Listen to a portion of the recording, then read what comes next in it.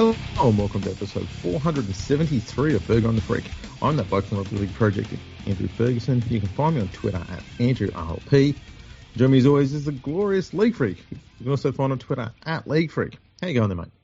I'm going pretty well, Andrew Ferguson. How are you doing? I'm doing good. It's been a good week.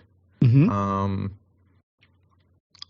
Yeah, because I haven't seen the Tigers lose this week. And we're not going to harp on about the Tigers. We've been getting a bit of hate. Yeah. But we will chat about them very, very briefly. It's only because there's something to celebrate. Yeah, there is. It's a day of celebration. It's a week of celebration in Tiger Town. It's a week, mate. It's almost 2 weeks of celebration. Mm. We're celebrating the 1 year birthday of Luke Brooks's last win. It was a good win too. It was, man. He kicked the match-winning field goal. It was against South, so that makes it even better. Mm-hmm. I was going to just read out the stats for it, just for that game. Okay. 12 runs, 146 metres. He ran 1 metre more than Jackson Hastings, and 6 metres more from 6 runs less than David Nofaluma. That's amazing. Fancy your halfback getting more run metres than your fucking winger and doing it with 6 runs less. Maybe Luke Brooks should move to the wing. He'd be fine. Maybe. At the end of that year, though, David Nofaluma was playing finals footy. I'm sure he tells everyone that. That's true. So today, we're doing something amazing. Oh, yeah. We're going to go through every single team in the National Rugby League and talk about where they actually are at, because I know it's only early in the season, but it's pretty clear that some teams that were supposed to be good are not, and some teams that were not supposed to be good are not too bad. Yeah. This is going to be, say, what are we? 6, the 25% year review? Yeah. Yeah. A quarter of the way through. Why not? Kind of ish. Yeah. Because we'll do it after round 6. Should we? No, fuck it. Let's just do it from now. It's getting too complicated already. I'm putting too many rules in place. Let's just do it, yeah. Yeah. All right. We'll go from where the ladder was before this round started, because I don't have the updated one for now. Isn't it on the NRL website? I don't look at that website. Oh, I've got it up on my computer right now. It's inferior to my website. I know that. I don't know about that, Andrew. Look, let's go either way. I don't mind either way. All right. I was going to start with the Broncos. I thought we were going from bottom to top. Oh, we're gonna leave the shit to the end, man. All right, go. No, I don't mind. No. You run a fucking podcast here. You think it should be run, you bastard. No, you know what? I chose my website. Let's go from the bottom up, because that will be better. Okay. Plus, we can get the West Tigers out of the way pretty quick. Okay. They're shit. You're a fucking host in this podcast, eh? Who's hosting? What the fuck? I'm waiting for a host to turn up. I'm just doing this shit as an interim. Just keep waiting for somebody to walk in and say, "Hey, we know. You can all go home now." You're like, oh, thank fuck for that. Okay, 17th, West Tigers. They're shit. Yeah, they're terrible. We thought they were going to be terrible. They are terrible. Yeah, I think that they're hitting the mark. There was a article on the Raw by Mike Mulhall-Smith talking about how the West Tigers are the NRL's most unluckiest team. And he went on about all the stats areas and how the Tigers are pretty much middle of the field and they're holding their own in all the stats metrics that matter for winning games. What about the scoreboard? Shh. What the fuck? Unlucky.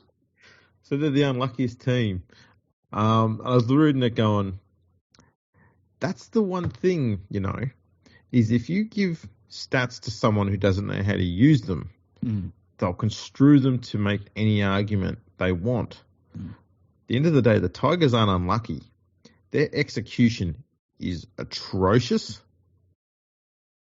The only reason why a lot of their stats are good is because they are as good as most teams, especially the top 8 sides, at getting out of their own end of the field and getting across halfway, that's a good thing to be good at, but that's the only area where they're really strong at. Things like defensive reads, there's no stats on. That's a big problem. last tackle options. They are god awful. God awful. Yeah, they fucking suck, There's basically. no stat on that either. I just go, oh. Yeah. Because, if you put up an absolute dog's breakfast of a kick and the opposition takes the catch comfortably, that's a completed set. That's a good stat you've just had there. But the set ended atrociously. So there's no point tracking that. That's stupid. And that's the problem you get with that. They're not unlucky. They're shit. No, they suck, yeah. Okay, who's next? We'll move on. Canberra, 2 wins, 4 losses. Yeah. You know what? I was not convinced of Canberra's ability to be competitive all until I watched them play against the Broncos. Was it last week? Mm-hmm. And they had no right to be as competitive as they were in that game. I think just what happened was the way you need to beat the Broncos is the way Canberra plays the game, and that is muscle up in the middle and restrict the game purely to 1 outs and just an absolute slugfest in the middle of the field. And that's what they did in that game, and they smashed the Broncos forwards into submission. And then they also had their second rowers pretty much constantly hammering Adam Reynolds with pressure all the time. And he didn't get to dominate with his kicking game like he had done all season so far. And it's a simple game plan, and it got him the win. And you look at it and you go, maybe the Raiders could do something. And then you see him play the next week and you go, Yeah, the thing that needs to always be factored in with Canberra Raiders is that they're a bunch of fucking pea hearts, And when the going gets tough, the Raiders will get going, and not in a good way. They will fold. They will disappear. They will whinge. They will cry. They'll feel hard done by. They'll sit in a corner, and then they'll just shut the fuck up while the real teams are doing what needs to be done at the end of the season. They're where they deserve to be on the ladder, and I hope that Ricky Stewart feels it every single day, because that's what he deserves. I probably would have thought that they'd be a little higher, and I'm not talking about top 8. I'm talking like 12, 13, 14, somewhere around there. Can you imagine if the Canberra Raiders were as good as the Canberra Raiders think they are? Like, how many fucking times do you have to hear someone say, oh, that fucking Ryan Hudson? Like, what about him? Middle of the fucking road. It's almost like they had Tim Sheens as their PR guy. It really is. And then they're like, oh, fucking, we're going to, what's his name? The fucking 5'8" that never gets in trouble. It's always the police that are targeting him. He's like, we're going to let him talk to other clubs because it's the right thing to do. Oh, he wants 1.4 million. We better give him 1.4 million. It's like if you watched him play the last 2 years, guy's a fucking pedestrian. Yeah, look, I made a tweet during, was it 2 weeks ago? No, it was actually against that Broncos game. Yeah, I remember now because I said it's amazing how much improved the Raiders' attacking shape is when they've got 2 genuine halves in the side. Mm-hmm. And so if they're going to be in an attack, have any sort of tack that's worth anything, they need to move Whiten into the centres. Simple as that, or fullback if they want to. But he's got to be out of the halves. They can't carry him there anymore. You watch, they'll pay him $1 million plus bucks. Oh, yeah, they will. Because they're dumb. And if they don't, the Tigers will. Yeah. Okay, who's next? Next is the Cowboys, and they've just had another loss tonight. They are disappointing to say the very, very, very least. I don't know what's going on. Yeah, I saw somebody saying how they're really poor in the attacking 20 metres and they're really poor defending their line. And I pointed out that in the middle of the field, they're the best team in the league. It's weird because you watch them and they don't look bad, but their results are bad. Like to lose to the Warriors. I know the Warriors are going much better this year, but they shouldn't have lost to the Warriors. And you look at the players that they've got on their side, and they should be beating most teams, and they're not. They're near the bottom of the ladder. I mean, they had a 1-point win against Canberra in round 1 and a 24-12 win over the Titans, but they lost to the Bulldogs by a point. They lost to the new Dolphins team by 10. Mind you, the Dolphins aren't doing as bad as a lot of people think, but still, as you said, the Warriors game, I think the Warriors game and the Dolphins game and the Bulldogs game should have been games they penciled in as wins. Mm-hmm. I mean, you do that, God, they're sitting at, 5-6 wins. And then they've lost to the Warriors again tonight. Yeah, and they're kind of performing how we expected them to perform last season, but they didn't. They had a great year last year, and so it's really disappointing to see that they've taken such a huge leap backwards. I expected them and the Sharks to maybe take a step backwards just because they weren't going to kind of surprise anyone this year, but not like what we've seen out of the Cowboys. It is a problem for them now. I think also the Cowboys surprised more so than the Sharks. Because the Sharks have, for the last decade, they've been in and around the finals anyway. And the Cowboys have sort of been yo-yoing a little bit. And then the year or two prior to last season, they were not being that competitive. And then all of a sudden, out of nowhere, they were just one of the top 3 teams in the comp. And now they're back down here again. You just sort of scratch your head at them and go, what the fuck? Like we thought they'd be a lot more competitive than they are. Didn't think they'd be this far down the ladder. They've conceded 153 points, which is almost 22 points a game. Mm. That ain't good. They've got a lot of international players, a lot of Origin players. They've got, they didn't lose too many players. And they should be performing way better than they are. It's a real disappointment. They're only a couple of wins away from, a couple of losses away from being like, we don't have to worry about the Cowboys this year. Yeah. And that's scary to be only this far into the season and you're already at that point. Yeah, they've got a lot of work to do to be contenders again. Same goes for our next team, 14th place, Parramatta. Yep. I was going to say, we kind of had a feeling that they were going to drop off, but we didn't think they were going to drop out of the 8. This is a hell of a fall from grace. Yeah, when I saw some people saying that they would not be a top 8 side, and I thought that was crazy, Yeah. I think you and me both had them in the bottom half of the top 8. Yeah, we're around 6 or 7. Yeah. But to watch them now, I mean, they're getting nothing out of dummy half whatsoever, which is kind of crazy. Brown he's carried over his World Cup form, which was just non-existent. Might as well have not been out on the field. Mitch Moses has been pretty damn good, I've got to say, which is... well, he does start season strong. He does, yeah. That's been a constant for him. Yeah, but their forwards have been very easy to go through. Yeah. Their highlight of the whole season has been their win over the Panthers, but outside of that, it's just been terrible. And it's weird. I mean, they should be going a little better than they are, but I don't see an easy run for them on the horizon. I don't see...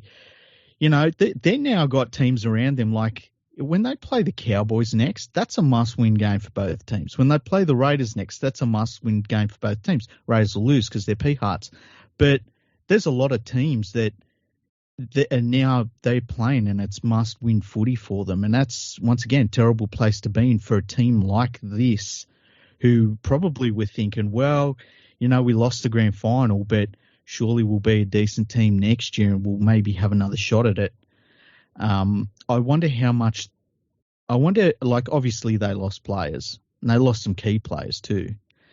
It shouldn't have accounted for this fall, and it makes me wonder if what we saw happen to them in the grand final maybe accounts for some of it. I don't know, because that wasn't just a grand final loss. That was different. Yeah. In their defence, and not much in their defence, but they've probably had the toughest run to start a year because I think all of their opponents, other than the Tigers last week, were teams that were in the top 8 last year. Yeah. So they lost to Melbourne, then they lost to Cronulla. They lost to Manly. I can't remember if Manly were in the finals or not last year. Beat Penrith by 1. They lost to the Roosters. So it's not like they've had this golden easy run. But at the same time, 3 of those first 5 games were all at CommBank Stadium. Yeah. And their defence, other than against Melbourne and Penrith, their defence has been, let's be honest, dog shit. Yeah, really, really bad. And like to the point where you're like, yeah, they just can't do that. And if they think they can turn up just against the best sides and get it done, I don't think this season's like that. I think this season's actually turning into a really special season. It's very unpredictable, and a lot of the sides very close from top to the bottom of the ladder. So I don't think that, and they're just, the thing about Parramatta is to win the title, they had to be at their absolute best. But if there were other teams that were at their absolute best, they were going to beat Parramatta. They kind of had to play other teams that were maybe not quite at their best, right? Yeah, yeah. Parramatta Eels right now are not near their best. And I just think that they've fallen straight back into the pack. And the thing that worries me is that they just look to me right now to be a team that's they've lost something, and I don't know what it is. It's not the loss of the players that they, went to other clubs. It's something else. I think this is my view. I reckon what's happened is the loss of Reid Money. He was a very different type of hooker to Josh Hodgson. Okay, Hodgson is probably a lot more one-dimensional. He's not a one-dimensional hooker, but compared to Reid Money, he is. Money offers a lot more options, kicking game-wise, playmaking-wise, passing game-wise. He's also faster, I think, off his feet. So when it comes to going for a scoot from dummy half, it's a lot more effective.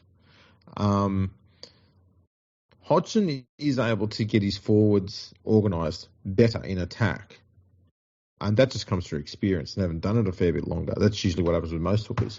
But I think what's happened is too much of the gameplay that the Eels go with started with Money, and he's not there now. And Hodgson's got a completely different skill set. And the game plan hasn't changed to incorporate his style. And so the start of the set and the actual go forward and movement thing is sort of still just clunky and not quite in sync, and the momentum's just not there at the start of every set, and it's hard. It's hard to get going, especially when, this is not a joke, but especially when you've got a fullback who isn't one who's prominent with kick returns. Yeah. Right? If you're not getting that go forward from your forwards, you need your fullbacks and your wingers to be making big meters with the kick returns to try and get them moving and get, you want to have the opposition constantly going backwards. You don't want them to get a chance to come forwards and meet you. You got to keep that momentum going. That's how you make meters. And they're not getting that. It's all very stop-start the way they play, and everything just looks slow.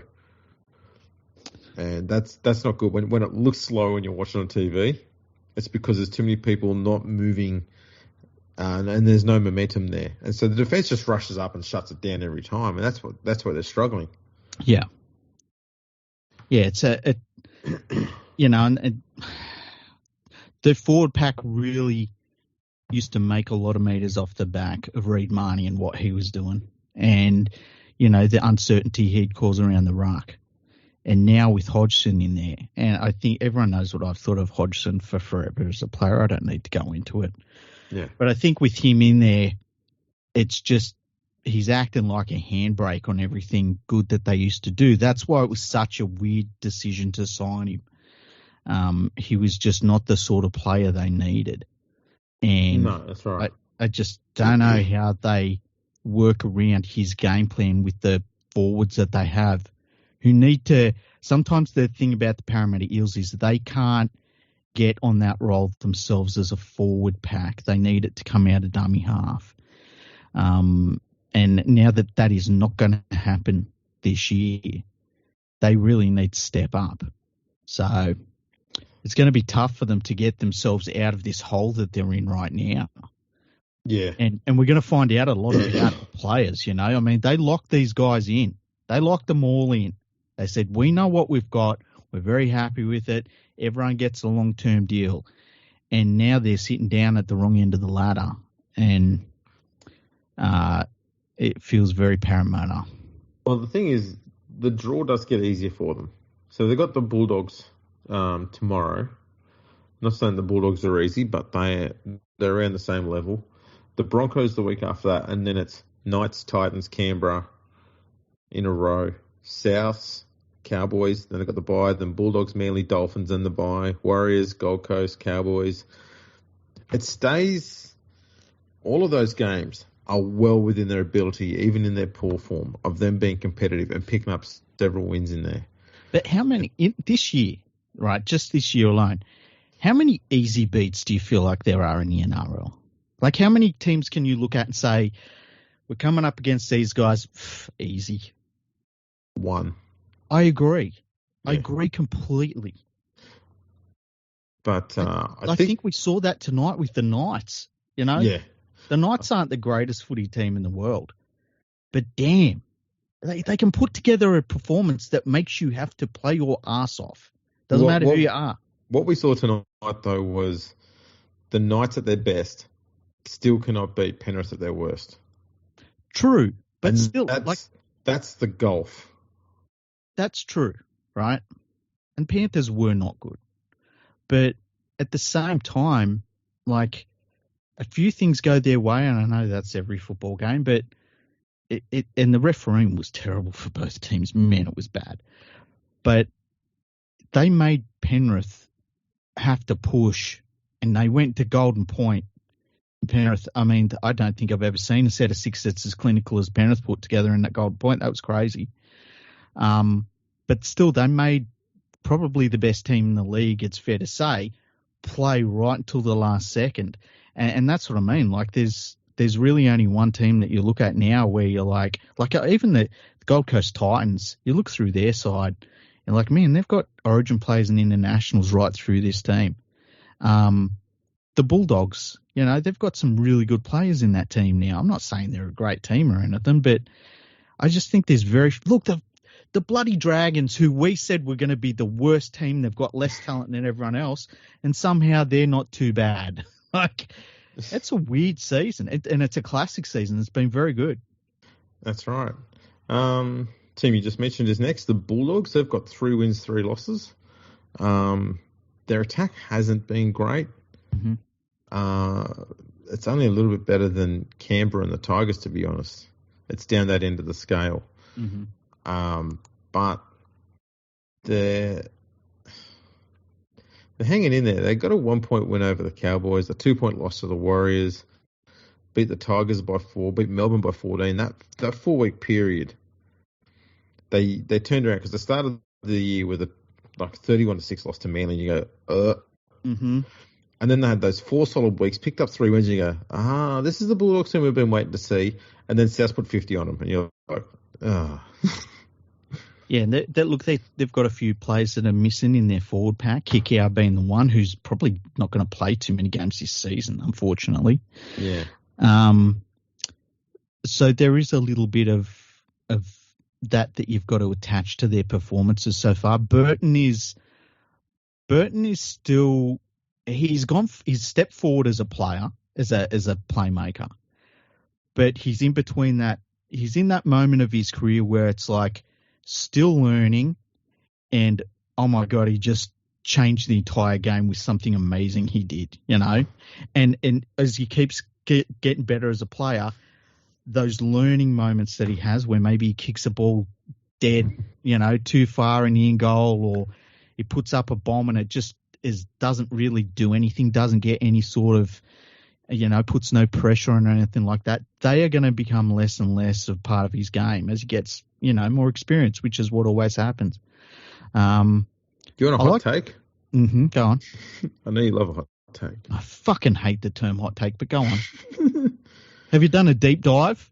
No. There's no deep diving. There's just a hot take just coming to my head then as you were mentioning about Burton. I agree with what you're saying. Mm-hmm.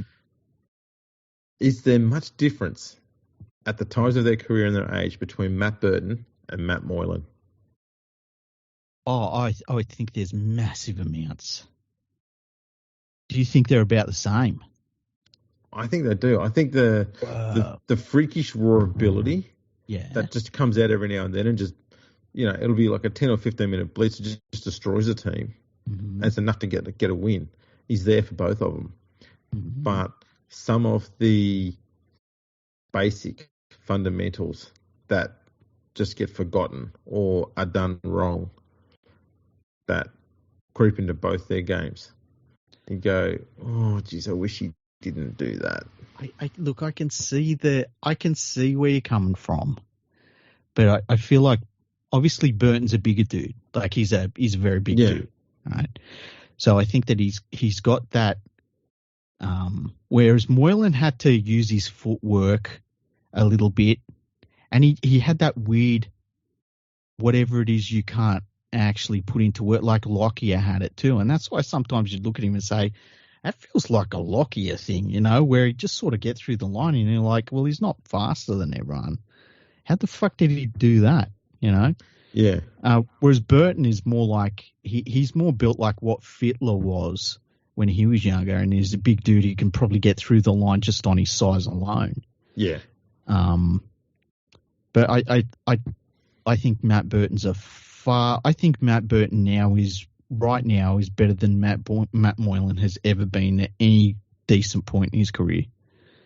But I probably rate Matt Moylan lower than a lot of other people. I'm not a big fan of Matt Moylan. I think I've talked about this. Yeah, yes. Okay. It's nothing to do with him as a person. It's just, man, that fucking day he was out there in that finals game he wasn't playing in, fuck him.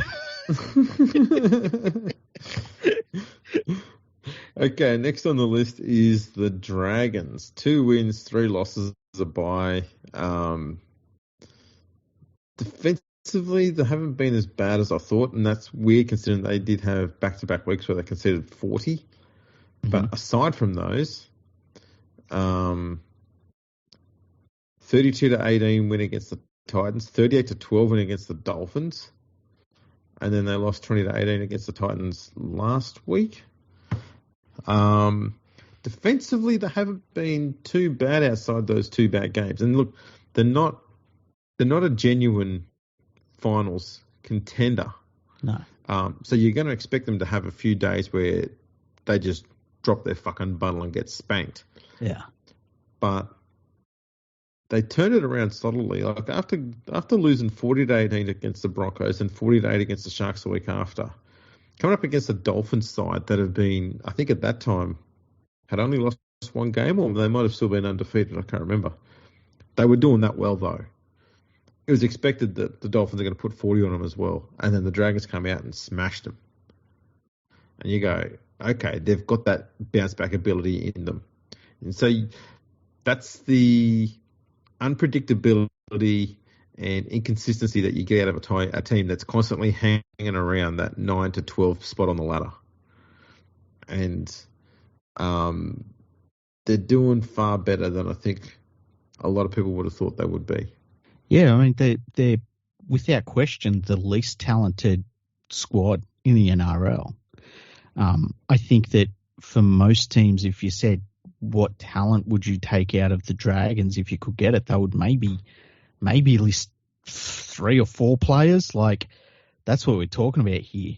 Mm. And the fact that Anthony Griffin has them on the ladder where they are, I mean, obviously they're looking to extend his contract, right? I mean, the coach is not the problem here, right?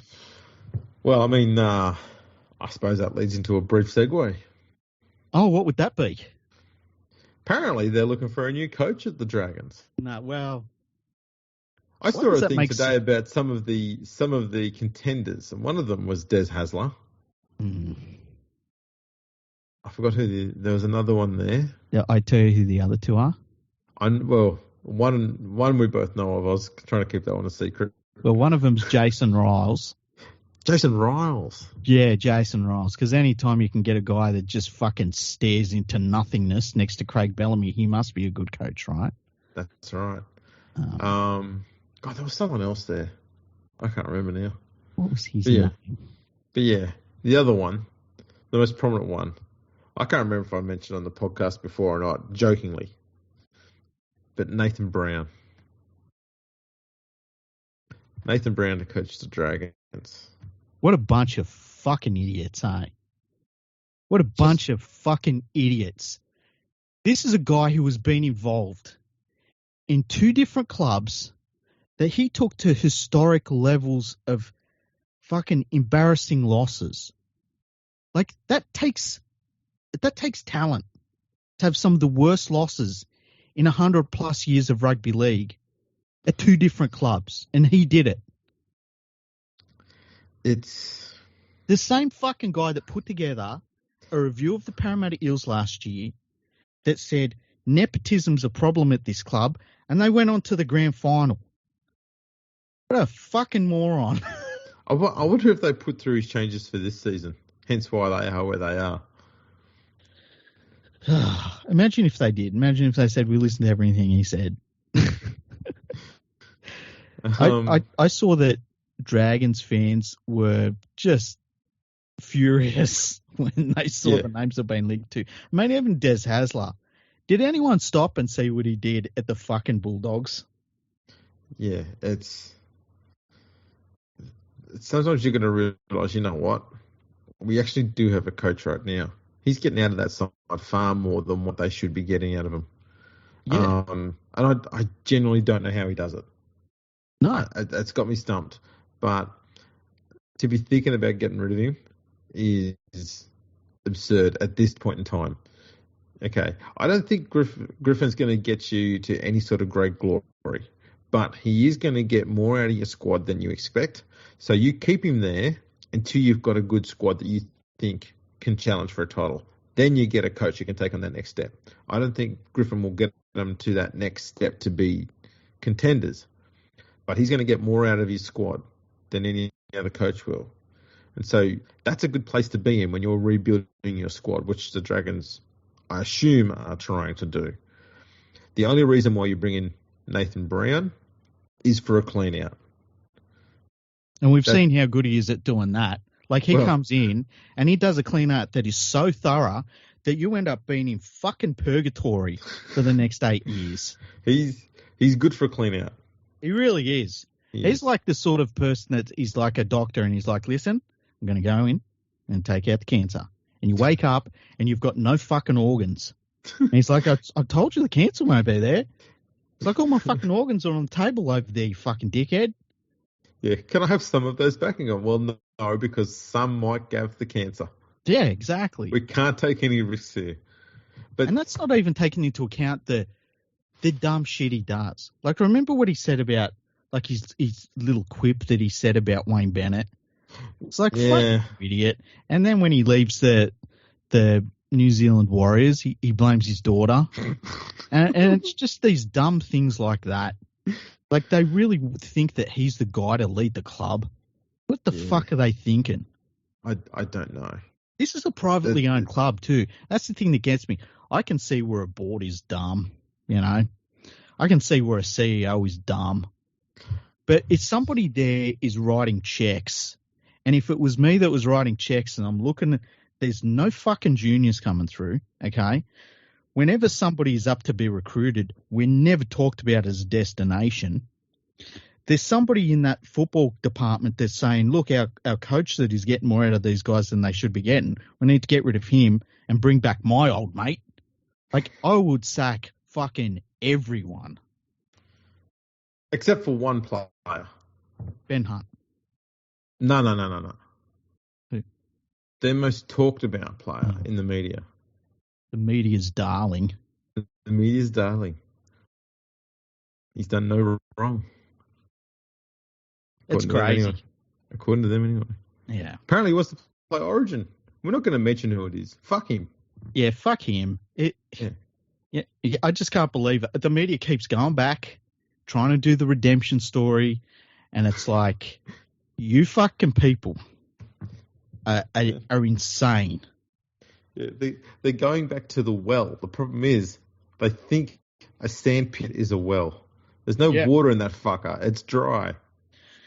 It's No not a one well, it's the septic tank, you idiot. And it's dehydrated shit that's in there. There's no moisture in that shit. You're not wringing it out and getting a few drops. There's nothing in there. Oh, man. It's almost becoming a yearly occurrence. It's fucking sick. It really is. I mean, we can't be surprised. Remember, they were trying to talk about how good it was that Craig Philbin wanted to help kids out. No, that's not good. Fuck that guy. I know, right? You know, the crazy thing was, he talked to kids at Manly. That happened. It's like, there are people in rugby league that, I don't know what it is, but they get excited over somebody that's been in the news for whatever reason it is, whether it's the right reasons or the wrong reasons, right? And they get super, super, super excited about it. And so it's like you look at, say, a Joseph Suwali, who's done nothing wrong off the field. Let's not make any mistake there. But he's going to go to rugby union in a couple of years' time. Well, that just fucking excited all of the media types. They just wanted to talk about him non-stop at that point. And any time he gets the ball, they're like, oh, fucking Joseph Suwali, fucking no, fuck. And it's like, it's very weird to me. You watch them all push for him to be in the Origin team, you know. I think I heard someone mention him as being the greatest player in the game at the moment. Really? A commentator. Might have been on Channel 9 or something like that. Fucking nuts. Wouldn't shock me. It's like Sonny Bill Williams, where remember they used to say Sonny Bill Williams is maybe the best player in the history of the game. It's like, you are fucking insane. You are a fucking insane person. I like Sonny Bill Williams, good player. He's not in that conversation though. He's not even in the top 1,000 best players that have ever played the game. I'm not even thinking about him. He's not even in the conversation for the greatest player from New Zealand. The greatest player that's played for the Bulldogs since fucking 1995. I'd narrow it down and say since they got done for salary cap breaches. Yeah, let's go for that. Yeah. Let's go from there. He's not the best NRL player that's been called Sonny. Or Bill. And he's not even in the top 100, Williams. No, I mean, there's still George, isn't there? Shit. And hey, George deserves a lot of credit because, carting around that fucking hoggy that whole time. Exactly. Damn. You know, the other one that I know you and me got was when, I think it was when Brett Morris retired and there were people that started going, oh, Brett Morris, probably the best winger of all time. And it's like, what? You go, calm down. And look, we are getting a little sidetracked, but to be honest, this is why we shouldn't be going around making decisions on who should be the next immortal and having that conversation around which newly retired player can we make an immortal. Remember what was it after the Roosters won their second premiership? Cooper Cronk should be an immortal. No one's saying that now. No. Right? Recency bias completely blinds people from, facts. It's stupid. Yeah, it's very, very strange. It's like when Penrith won their title last year and people started putting together their best Panthers teams. And they were like, and I was looking at some of those best Panthers teams, and look, I love Nathan Cleary, right? I fucking love Nathan Cleary. But to put him ahead of Greg Alexander, and Greg Alexander, to his credit, would say, yeah, he's better than me. He's won 2 premierships, I only won 1. Greg Alexander was a much higher level of footballer than Nathan Cleary is. And let's be clear, okay? Alexander won 1 premiership and lost 1 illegitimate premiership because Canberra over the salary cap in 1990. Yes. And the thing to remember about Greg Alexander is that there are still people that say he's the best junior footballer they ever saw. Oh, which absolutely. Is some high praise. And for the most part, he played in some terrible Panthers teams. If I had to pick one player between Nathan Cleary and Greg Alexander on a team to play the Aliens, I would pick Greg Alexander. And that's nothing against Nathan Cleary. But no, Alexander was one of those few people who could play You were talking 80s and early 90s here. He could play at fullback or in the halves and be the best fullback or the best halfback in the game in exactly the same season. And I've only seen Darren Lockyer, being anywhere close to him. And I think Lockyer was better, but there's fucking little in it. I mean, I loved Alexander as a kid. Yeah, One of my favourite players. Yeah, and it's like Darren Lockyer. Darren Lockyer is definitely one of the 20 best players of all time. Yeah. That's the level we're talking about here. Yeah, I mean, you got to think too, Alexander was competing with, Wally Lewis, Gary Jack, Gary Belcher, some of the best fullbacks and halves in the game at the time. Ricky Stewart, Laurie Daly, Alan Langer. He still played Test football. Still played Origin. Yeah, they got him in that side. Yeah, Peter Sterling, Brett Kenny, Terry Lamb. All these guys played Test footy. Fucking Steve Mortimer. I tell you the thing about most of those guys compared to Alexander is that most of those guys had a career playing in winning football teams with you think of all those players you just named, like the Canterbury, Parramatta, the Raiders, the Broncos. Yep. The Panthers only had a few good years. Yeah. And, so he's playing in a side where, for the most part, they're losing football games, especially when he started his career. The Panthers were still on the back end of probably the worst start to being in a premiership any team has ever had in the history of the game. And he was a big reason for the turnaround. So just the guy is a god in the Penrith region. And, yeah. Fuck recency bias, people. Come on, you've got to think what you had on. And look, to be honest, we're not having any more Immortals. We shouldn't be having any more Immortals that played in the NRL era until Duncan Thompson's in there. Yeah, 100%. Is there anybody right now that you can think of that you would be like, they're not in the discussion of the greatest at their position, but they're in the realm.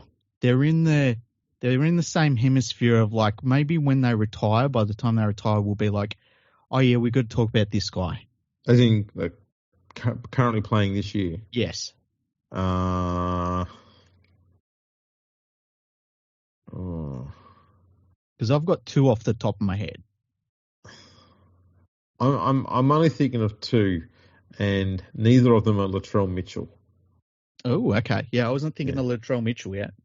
Tormalolo and Tedesco. So I was thinking Tormalolo and Addo-Carr. Yeah, wingers are tough. Wingers are very tough. I mean, we don't even have Ken Irvine as an Immortal.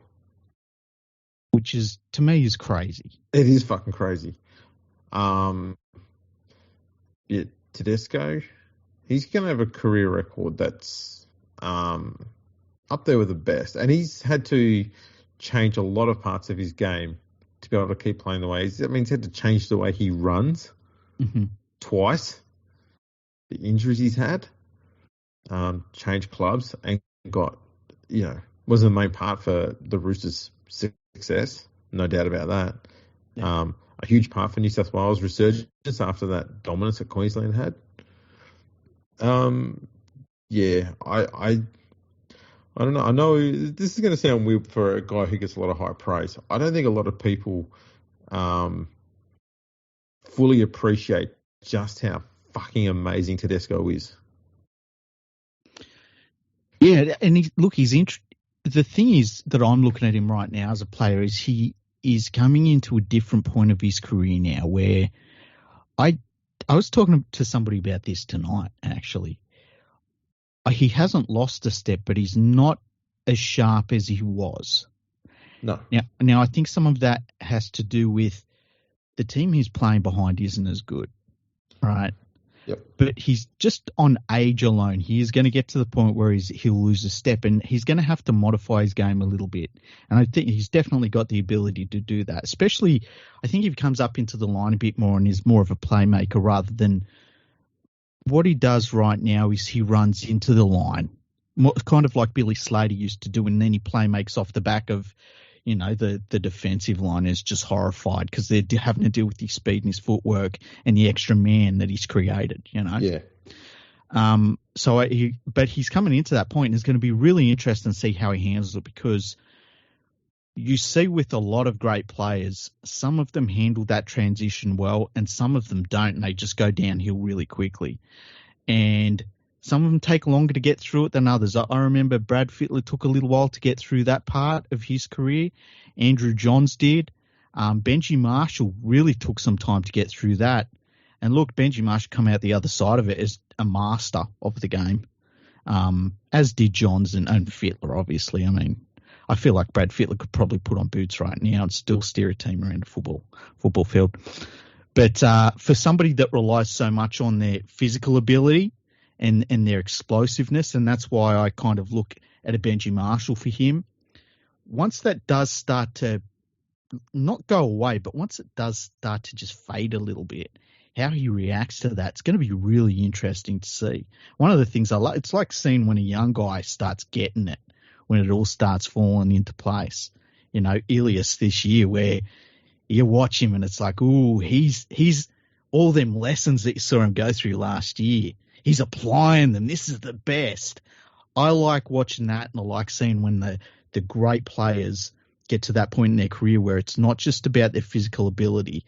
They master the game completely. It's like, now he's a Jedi, That's right. Oh, look, I think Tedesco is capable of that change, because when he first came into the NRL, he was, I'd say, very similar to the way Valentine Holmes used to play at fullback, and that is ridiculously hard and fast kick returns. That's all he had. And then he's developed into being quite a handy ball player in his own right. There's not too much of a dissimilarity between the development skill-wise between him and Billy Slater. Slater was very similar, very fast. Not so much strong kick returns, but very fast. Mm-hmm. Good step, good, unbelievable swerve. The only person I've seen have a swerve to get around a player just with pure speed better than what Billy Slater did was Steve Rogers. Steve Rogers didn't even look like he was running hard, and then all of a sudden he just got around someone and he's gone. You're like, what the fuck did that come from? Yeah, I'm trying to think of anyone else that's been like that. Matt Rogers as well was obviously the same, but there's not too many have that swerve in them. Yeah. Lockyer had it. Lockyer was weird though. Lockyer looked like he wasn't running at full pace, but he was always outpacing everyone. Yeah. He had a really weird sort of running style that he just was gliding. That's right. So it's that sort of a thing. I think he'll be able to adapt. That's not going to be a problem. It will be interesting to see though. But yeah. Tomalolo's the other one. It's Tomalolo's. Yeah, it's like, well, I'd made my controversial call. What was it, last year? I think it was last year where I said it.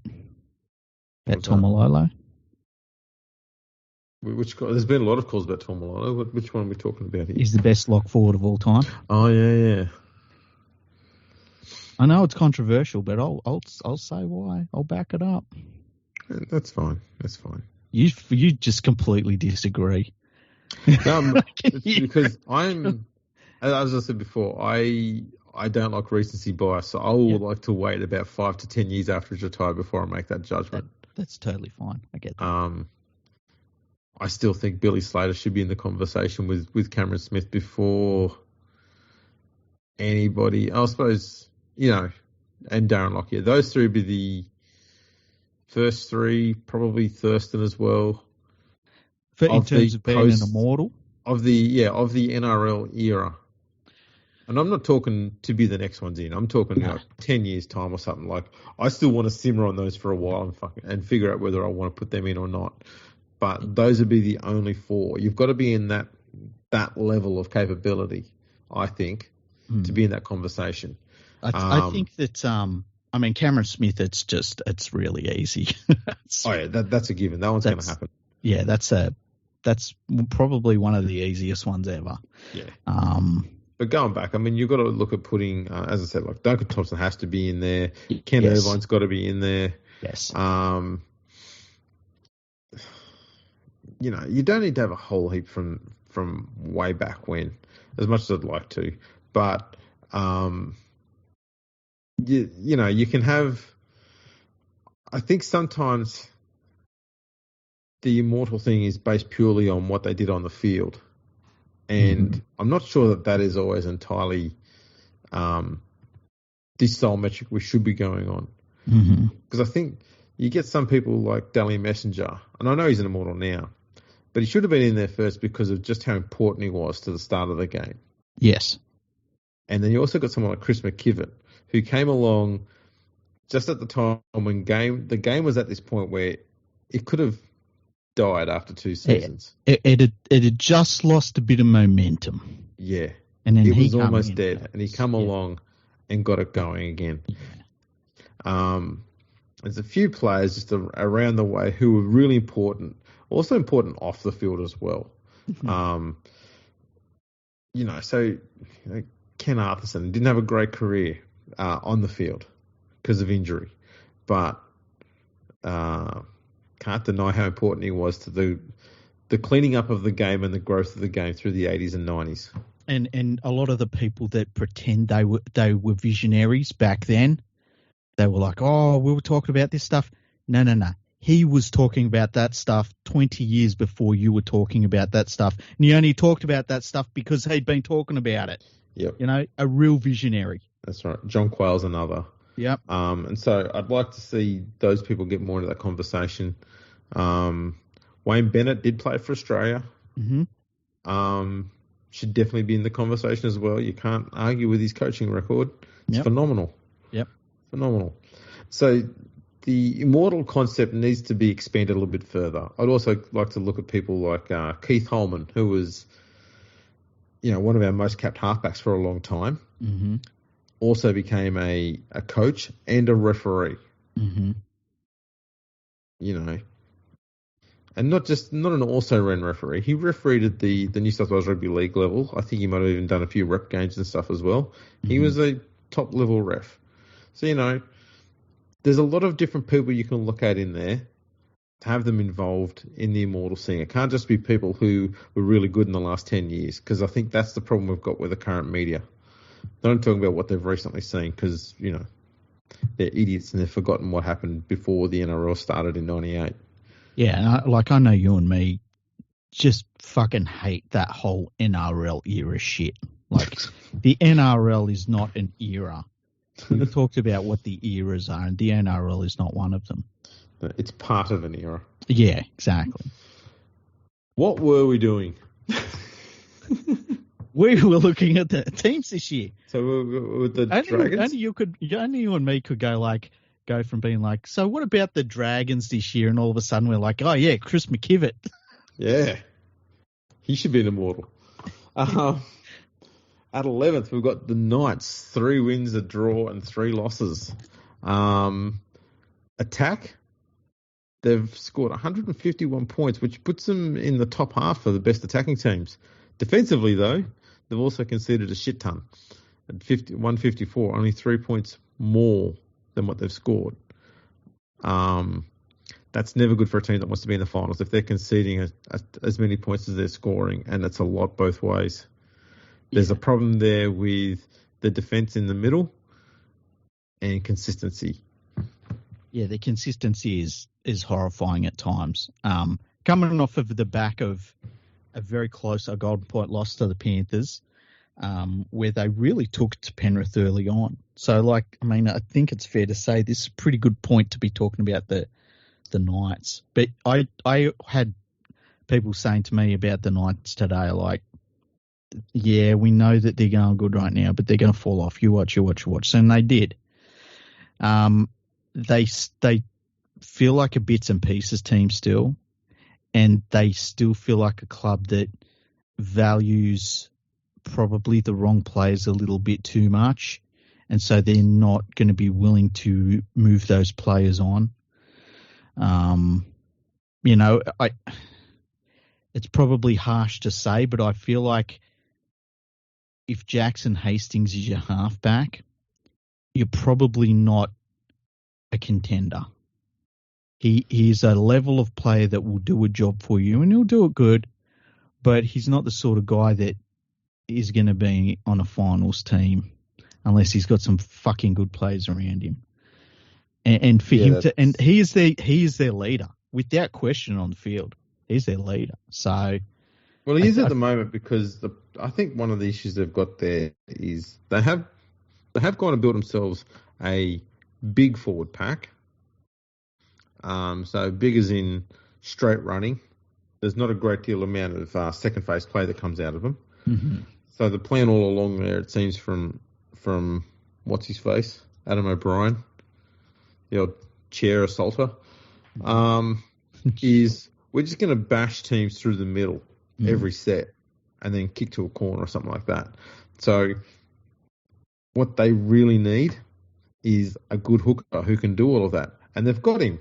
Problem is, he's just done his ACL for the second time. Oh, and he's such a good player too. And it hurts them more than anything when he's not there because he is a genuine leader, and that's Jaden Brayley. The poor bugger just cannot take a break. He's amazing. He's an amazing player. And it's hurt him so much. But in saying that, you should have backup plans and you should have more than one style of play that you can do. Yeah. That's their problem at the moment. So, and you know what is crazy is their crowds are fantastic. Oh, the Knights fans are phenomenal. You can never ever criticise a Knights fan for not having any passion or support for their club. They turn up no matter what. Remember when they went through that season with just one win and one draw? They were still getting like 15,000 to a game. Phenomenal. Yeah, it's and like in that game against the Panthers, their crowd was going off. It was amazing. Yeah. Really unique crowd in Australian sport, like a unique supporter base, I should say, in Australia sport, in that like they're there no matter what. I think the Knights are about where they should be. I can't see them moving up too far from there. Injuries are hitting them, so that's going to hurt them. Yeah, depth is always going to be a bit of an issue. You know, the thing that got me, I don't know if it sucks to say this, but Lockie Miller, when they got him and they were really pumped about getting him, and all I could think of was like he's not a first grade fullback. He's pretty handy to bring in when you've got a bunch of injuries, you know? Yeah. But he's not a first grade fullback. Yeah, look, I don't know. Yeah. See, he only had a limited run at the Sharks. Yeah. The problem they've got with him is he turns 30 next year. So he's not a young guy. No. So what you're getting out of him now is the peak of him. That's your problem. Yeah. So yeah, I don't know.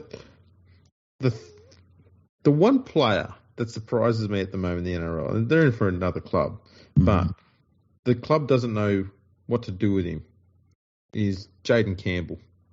Mm-hmm. Yes. Why don't the Knights sign him?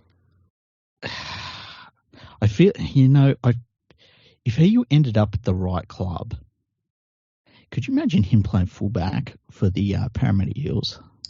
Oh, it'd be brilliant. It's just a wrinkle he would add to their attack. The weird thing is how strong he is for how slight he is, and he's going to fill out. Yeah. But yeah, I agree. They've got him there at the Gold Coast, and it's like, we know he's a good footy player, and we need to have him in the side.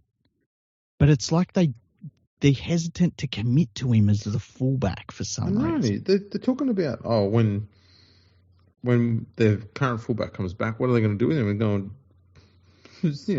send him to fucking Burleigh. I don't care. Jaden Campbell he is so damn good, and it surprises me that no one at the Titans can see it. Yeah, it's a strange one. But there's so many players at that Titans club where you look at and you're like, why is why is Kelly still inside? I don't get that. And then, they they have a chance to get away from Fafita's contract. Instead of driving him to the airport, they re-sign him, and then they trumpet it like, "We kept him, everyone." It's like, you fucking idiots. Everyone's like, hooray! Not because they're cheering for the Titans, though. Yeah. So weird. It is a weird one. I tell you what, when they re-signed him, the fucking all-you-can-eat buffet places on the Strip and the Gold Coast just rejoiced. Yes! They were. Well, they are our next team. The Titans are 10th.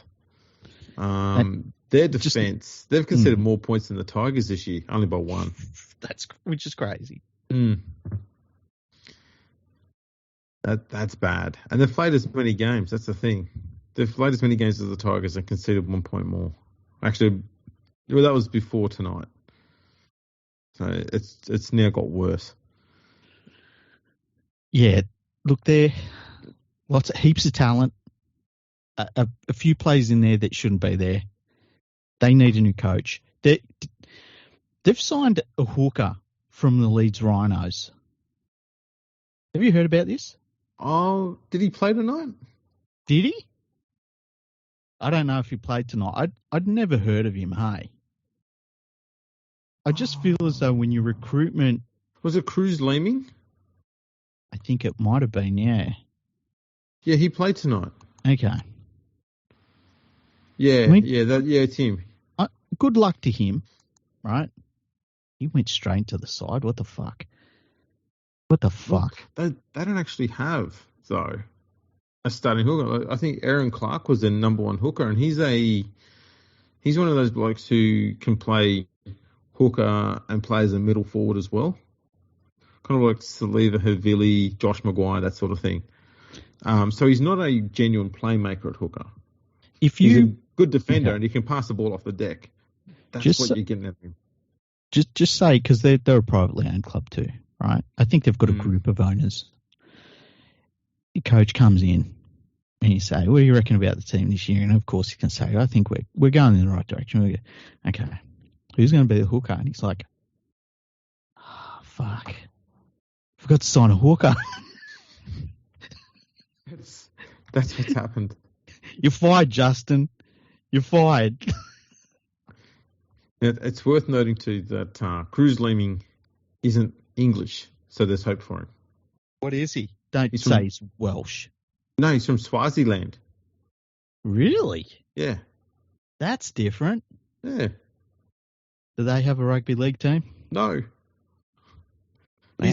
He's the greatest player in the history of Swaziland Rugby League. He's their Hazem El Masri. maybe. We can... I was going to say he's their Daily Messenger. He's their Daily Messenger. He's their Sean Rutgerson. Yeah, to do it. I got there. Oh shit! I'm so. This is why I love doing the podcast with you, because I can make the most obscure references like that, and you fucking get it immediately. Oh, fucking Ruckus. As soon as I forgot that bloke's name, you bring it back up again. How come I can remember his name, but I can't remember the Cowboys fullback name? Oh, boy. Oh, shit. That is good. That is good. Sorry. Yeah, Cruz Leeming, mate. Swaziland's greatest ever player. And he's not British. Well, that's a plus. That's a plus. Yeah. He has played for England, but that might have been out of pity. The people of Swaziland have said, it's okay for me to help you out, England. Yeah. And so I will. Just once. And so he did. Do you reckon you could point to Swaziland on the map? I know it's in Africa somewhere. I feel like I'm very good with geography. Yep. I feel like it's like just north of South Africa. It's just north of South Africa. Well and it's just South Africa Mediterranean. That's a safe bet. It's like saying, I reckon that place you talk about Australia is just north of Tasmania. Yeah. No, it's between the Indian Ocean and the South Atlantic Ocean. I feel like it's on the border of South Africa. Okay. Well, now I feel like I've got to go to Google Maps and get the correct location for you. Yeah, fact check me. Okay. It's yeah, you're not far off. Okay. Am I? It's it's right next to South Africa. Yeah, There you go. I called it. yeah. It's not far from Johannesburg. Okay. Yeah, there you go. I've got connections to the African continent, as you know, the African content as well. Yeah, I'll leave that. Yeah, move on. Who's next? Who's next? Next is the Roosters. Their defense has not been so bad. Their attack though has been pedestrian. Mm. They've been struggling to score points. Yeah, they started with a loss to the Dolphins. They had hard-fought wins against the Warriors and South, and even Parramatta, and then lost by 20 to Melbourne and 10 to the Sharks. And the Sharks, for the most part of that game, were dominating. That game sort of made you go, okay, I think maybe the Roosters forwards are kind of done. And I don't know, I come out of watching that game against the Sharks the other day, what was it, on Friday? Thinking Victor Radley has to be the most overrated player we've had in the NRL since Braithen Astor. Prove me wrong. Okay, so I called him the most Gold Coast Titans player I've ever seen in my life, right? Sounds like you're agreeing with me already. He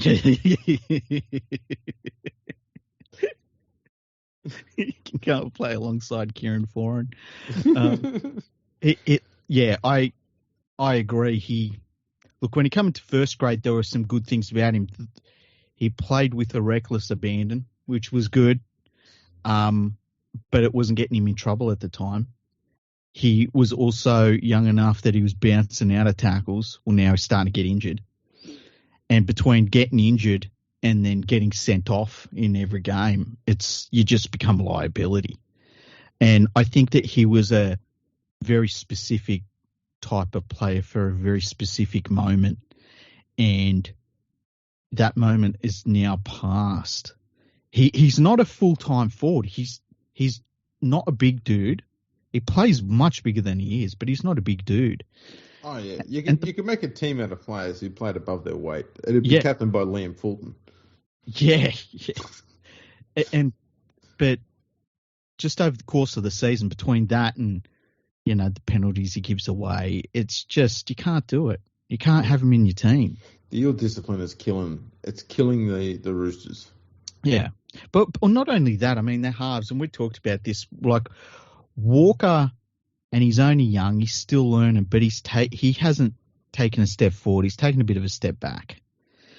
Where you think of an Ilias has taken probably 3 steps forward. Walker hasn't, unfortunately. Mm. I look at the Roosters pack and they, like as an opposition fan, they don't worry me for a second. When Jared Warrior-Hargraves, who is a veteran player at this point, when it is such a big difference when he's on and off the field for that team, that says a lot. Yeah. It's a tough one, man. I don't know what they're going to do because they do need a forwards overhaul. Mm-hmm. And Matt Lodge should not be part of that because, his bullshit aside, he's also not that great a player. Yeah. Again, very sloppy hands, ill-disciplined. And I think even at times, players who can handle themselves in opposition sides will wind him up just because they know it gets under his skin. And when he gets pissed off, he fucks up. Mm-hmm. Kind of like what happened with Nathan Brown at Parramatta. Yeah. It's weird how you get the odd player will wind him up to give him the shits and then he'll fuck up. Yeah, and like I feel as though there are players that are the real deal in that sort of thing. Yeah. And then there are players that they maybe had a moment and everyone went, ooh, but they get found out real quickly because the fact of the matter is if you're a forward in the NRL, you're a fucking tough guy, Yeah, and right. So, some idiot running around trying to throw, throw their arm around and stuff like that, which some of these players do. It just doesn't impress these other dudes who are like. Can you imagine what Moses Leota thinks when somebody tries to be a tough guy around him? Like, I think he might be the Terminator. That guy. Like, all he does is take lives. So that's what he's paid to do. Yeah, he just takes. I mean, we should call him the bounty hunter. Look at the grand final last year. He just decided to take everyone's soul out of their chest. And so you get someone like a Nathan Brown who it's like, the enforcer. These guys don't give a fuck, unless you're that real dude, unless you are the Leota. And when you get out of bed, you're already a fucking tough dude. You don't have to look in the mirror and go, "Oh, Nathan Brown, I'm a tough dude. I'm going to go after Nathan Cleary." Like, fuck off, shit.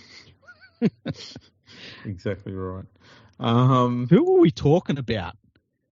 Someone in the Roosters. Yeah. Victor Radley. Victor Radley and Matt Lodge. Yeah. Yeah. I don't think Matt Lodge worries anyone in the NRL. No. He's just a cranky version of Aaron Woods. Yeah. Let's be honest.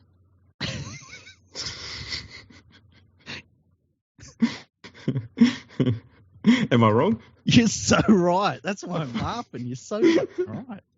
Now we're into the top 8. The Dolphins started the season on fire.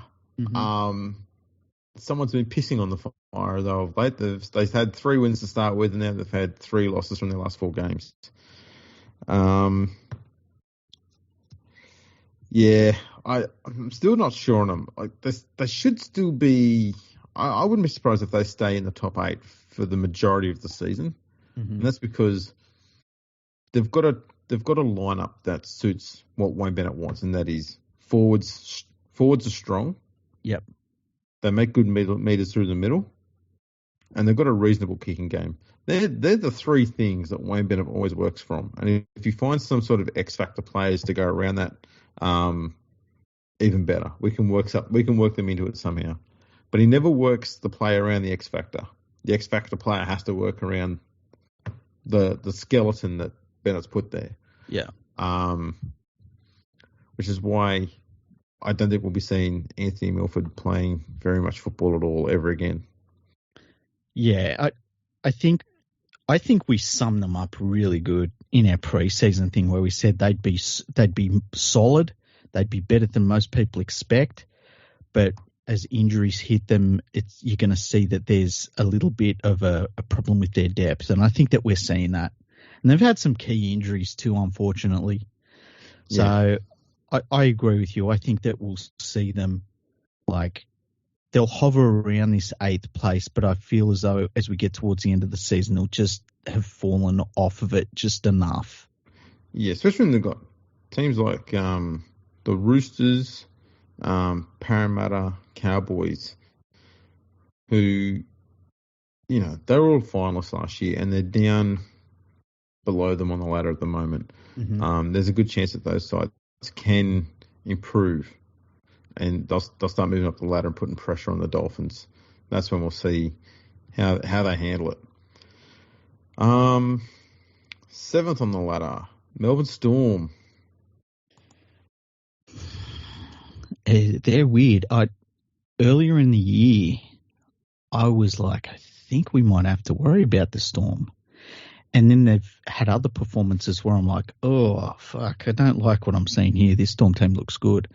And they're just a bit all over the place, but on a Melbourne Storm level of being all over the place, which is normally pretty good, Yeah, manageable. Yeah. Mind you, that game against Manly that they played on Friday night, that's as ill-disciplined as I've seen a Storm team in a long time. Yeah, that was a rough one. They were sloppy. Their attack just had no cohesion whatsoever. They looked atrocious. Yeah, it's going to be really interesting to see who they target in the player market this year, because they're definitely, they were gutted last year in terms of players that left the club. Absolutely gutted. No one's fucking talking about it. So it'll be interesting to see who they look at getting going forward. Does Craig Bellamy stick around? And part of me feels as though Craig Bellamy for all the stuff about there'll be changing of the guard and all that. I bet nothing gets his juices flowing more than thinking of forming a new side with different players, bringing them in, teaching them the game. So I wouldn't be shocked if he was still there coaching in fucking 8 years from now. But it's going to be interesting to see how they transition into that, because this feels like they're probably 4 or 5 players down on where they would want to be normally. If they had and look, you can see that by the players they lost to free agency. Yeah, I know. I think I think they'll be going out looking for forwards. That's what they've struggled with an awful lot. And you're right about Bellamy. He's not the sort of coach like, say, Tim Sheens, who will get everything he can out of a team and then just go, oh, well, that's my job done. Fuck you guys. And leave when the guy who's been the heart and soul of the club decides to retire. I'm done. I'm out. You can solve it from here on in. Yeah. Bellamy's the sort of guy that will go, I've got to make sure that I leave the team in a better condition than when I started here. Yeah. And they weren't bad when he started there, but I mean, look what he's fucking done. It's crazy. And he's done it through, for that team, 3 or 4 different eras of that team, Yeah. Oh, hang on, no, NRL era, just one. Shut up. I was actually looking at the other day when they were playing, and I'm watching Hughes play, and I'm like, he took an all right fullback and turned him into a really solid halfback, who's now a very experienced, really solid halfback. Yeah, it's very cool under pressure, and that's coaching. And I think that I get where Wayne Bennett's at, where he got to a point where it's like, look, I'm going to come in and try and be a finisher in these clubs. I get that. Yeah, he earned that right. But I think that for a Craig Bellamy, he feels like he's a coach. Well, I think that's why he never coached. That he was not really interested in coaching New South Wales or Australia, because it's like that's not real coaching. That's something different. He likes the process. He likes getting them in when, they're a big lump of clay, and what are you going to turn them into? Yeah. No, the thing, and he's got the biggest challenge of all, and that is he barely has a junior base to work from. Yeah. He's in a market where the majority of people just don't care about rugby league, and he's built this absolute dynasty. It's phenomenal. Some of the greatest players I've ever played the game. Several of them, all at the same time. Picked them up because the Broncos didn't see him. Just crazy. All of them boat owners too. Yeah. And jet ski owners. A few houses, a few garages, some barbecues. They have. I wonder how many of them still have their 3D TVs. Remember when they were all getting flogged? Remember when we had the State of Origin series where it's like, everyone get a 3D TV. We're filming all this in 3D. Disappeared. Never happened again. Yeah. What a weird fucking phase that was. That was weird.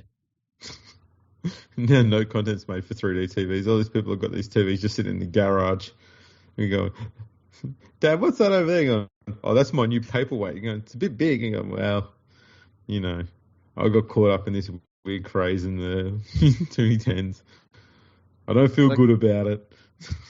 Like, what's that in the corner? Well, son, that's TV. Why don't you use it? Well, it's like that vaccine you got a few years ago. It doesn't work.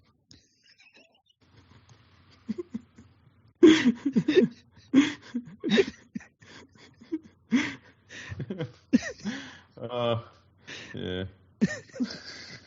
I'm not going to say it. Oh, shit. Isn't it nice that we can make jokes about stuff like that now and not worry that the fucking Gestapo is going to slam the door in and drag us away? Oh, they probably will. They'll find a reason. They will. Who have we got next? The Sharks are next. Oh, they've just had a win yesterday, I think. So they're probably moved up. Oh, no, they'll be about where they are. Started the season a little bit slow. Mm-hmm. And have struggled to put strong back-to-back performances together.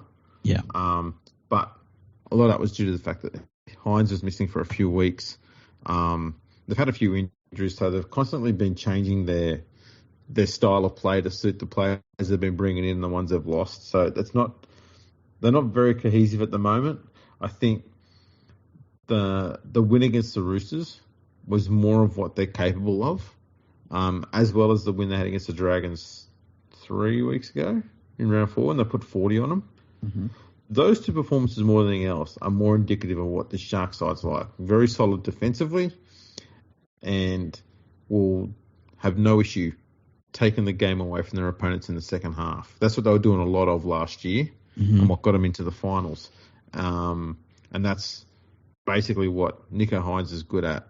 Is he spends the first half sort of probing and looking at how the opposition defence responds to certain things. Mm-hmm.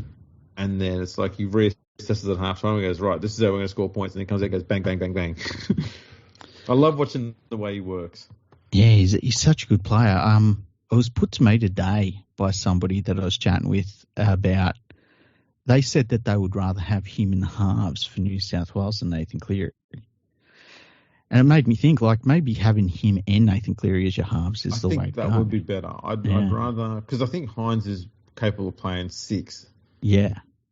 And he'd be a bloody handy 6 to have alongside Cleary. Yeah, yeah. That's scary. Yeah, that got my brain ticking when they were talking about that. So Hines and Cleary would be, I think, more of a threat to the Queensland side than Luai and Cleary.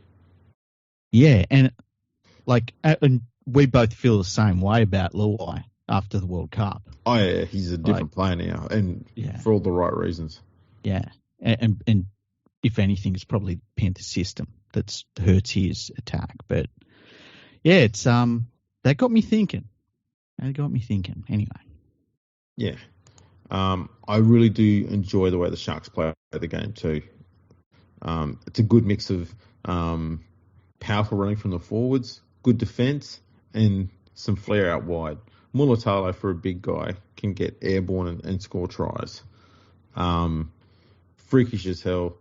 I'm one of the few people who've got massive fucking raps on Blake Brayley. I love what he does at hooker. I can see there's a lot of potential in the attacking game he's got. I see some similarities between him and Reid Mahoney there. Mm-hmm. And he's only going to get better there. I really like what he does there. The thing I like about the Sharks wingers is that they're tall guys, but they actually catch the ball. Yeah. There's so many, I was talking about this on Twitter today, how many tall guys there are, and you see the commentators going, oh, he's going up for the ball, and they all just fly past it or they knock it on and stuff, and it's like, you got to catch it, you know, and the Sharks actually do catch it. And I see it a lot because the Panthers wingers are shorter compared to a lot of these guys, and so there's a lot of this stuff of like, oh, they're really going to target Toto. They're really going to target him, and all he does, he just catches the ball. That's all he's got to do. He doesn't have much of a leap on him, but he just catches the ball, and then you've got to stop him. Yeah, that's why he doesn't get targeted that heavily, because he's going to catch it, and then you've got to stop him, and it's hard enough for props and second rows to tackle Toto. What chance has a winger got? Seriously. Yeah, exactly. So they don't target him that heavily. That's the one thing I like about the Sharks wingers is that they actually are those guys. They are the tall guys that do catch the ball. Yeah. It's really cool when you've got those weapons. Oh, they really do. And they've got the third best attack in the comp. The second best attack in the comp belongs to the next team, and that's South Sydney. Souths, I still feel as though Souths are the big threat. Yeah, well, they've scored 86 points in their last 2 games. Mm. And that's the thing. They can score lots of points, and not let you back into the game. They've only conceded 20 points or more once this year, and that was when the Roosters beat them 20-18 in round 3. Mm. That sort of consistent defence, that's what gets you into grand finals. And that's why I still see them as being the the big threat and the big contender. Yeah, and I think Ilias is a different player this year, and he looks like a young bloke that could lead a team to a premiership win, you know. Yep. They feel like they're more of a threat this year to me than they were last year. Last year, they felt like they had a few problems that they kind of played around. This year, they feel like a much more cohesive footy team. Yeah, you know, Cook is playing better because of that. I think their forwards are a little bit better than they were last year. Oh, yeah, Cook's playing a lot straighter. Sorry, what was that? I was saying Cook's playing a lot straighter, which has helped the forwards out a lot. Yeah, and I think a lot of the forwards have just developed as well. So I really like the look of them. And the big thing, it's Latrell Mitchell. If he stays on the field, they're going to be in it. You know, if he doesn't, they fall back such a way. And not a huge way, but it's enough for them to, you know, maybe not win a grand final if he's not there. So that's the big thing. Cody Walker's playing pretty well. He's still getting too revved up at times in the game, but he is who he is now. They just got to deal with that. He's doing so much better too now that Ilias is.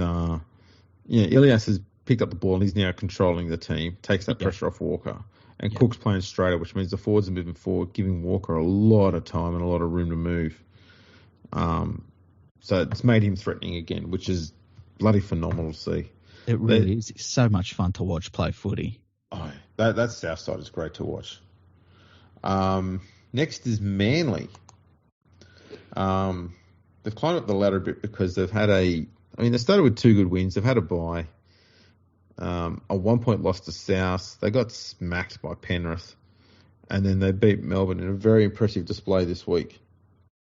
Tom Trbojevic has barely featured at all in any of their success. The big reason for a lot of what they're doing at the moment, success-wise, is just DCE. Their forwards are doing great work. Lachlan Croker has been playing really well too at hooker, and getting better at game management. He's really improved really quickly, and you know, Manly's now undefeated ever since Aaron Woods joined the club. He's the X Factor. He's the X Factor. I mean, how wrong can you go when you've got 3 former Tigers players in your forward pack? What could go wrong? Actually, no, it's 4. 3. 3? Because I've got Alawai, Woods, and Kamatualangi. Okay. Did you see my tweet about Jake Trbojevic? No. Okay, so before kickoff, right? Because I'm watching that game. And I'm watching it in the kickoff, and he's just waiting for the ball to get kicked off. And I said, he always looks like a guy who's watching his brand new car float down the river in floodwaters. He just always has that look of like, fuck. Like, you watch. Next time you see him. And I love him as a player, but he just has a look like that all the time. Just constant disbelief. Yeah, just like the, fuck, man. Fuck. Not even super angry, just like, the universe has done this to me. I still live in Manly. Just on brother Tom. The thing that gets me about him is when he plays Penrith, they shut him down. Yeah. And they do it through kicking game and just having a good defensive line. And I feel as though Tom Trbojevic, like you think about him, his best games, he's not been at fullback in State of Origin. He's been in the centres. He's been fantastic in the centres. But for Manly, his best games are not normally against the best teams. No. Like he hasn't got a finals resume. No, he relies very heavily on. I mean, a lot of fullbacks do. They capitalise. The good ones will capitalise on shit teams being shit. That's how Gutherson gets by. But Trbojevic is far better than Gutherson. There's no doubt about it. So he's not relying solely on shit teams. Just any team that's not aware of how dangerous Tom is. Teams are getting better at it. the thing that's changed is that Tom's starting to realise that, hey, they're not going to kick it to me all the time. So he goes looking for the ball in ways that most fullbacks don't. So a classic one is if Manly's like 10 metres from the attacking line, the opposition's line, 10 metres out, he will take a fucking crash ball play. Yeah. That's for the props. He'll do it. And he won't put on a fucking step before the line. He'll just fucking barge at the line and go over. And people think that because he's running up like that, no fullback's going to take a crash ball run, so they don't target him defensively. And he always gets one-on-one and gets over because he's not small either. And it still works. It just catches people off guard. It's a simple thing like that. Yeah. There's other things he can do as well, but I don't see too many fullbacks taking crash ball runs close to the line. No. It's just ridiculous. Like, I'm not saying he's a bad player because he's clearly not. He's a very good player. But I just find it interesting that for as good of a player as he is, like, you can't, and we've seen him do it against the world's best in Origin. Like, we've seen him carve up in Origin. But he doesn't really have one single finals moment. You know, it's just very strange. That's right. And look, you're right too about his performance against weaker teams. I mean, he scored 9 tries in 9 games against the Raiders, 13 tries in 10 games against the Bulldogs, 9 in 7 games against the Titans, 9 tries in 8 games against the Warriors. And then you look at what's a good one here? 2 tries in 11 games against Melbourne. 2 tries in 10 games against the Tigers. How dare you? Fuck you. That's the only anomaly there. You, the person that started talking about people getting their hands on stats. How dare you? I had to. The setup was lovely too. I bet he just gets bored against the Tigers. He does. He's in there going, it's more the fact that everyone else is scoring points so easily. It's like, I'm not needed again.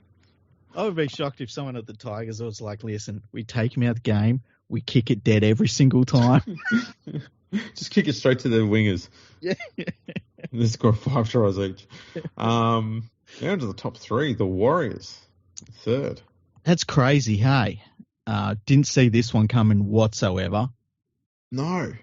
Was willing to give them a free pass this year, hey? Yeah, but they've come out with 5 wins, 2 losses after today.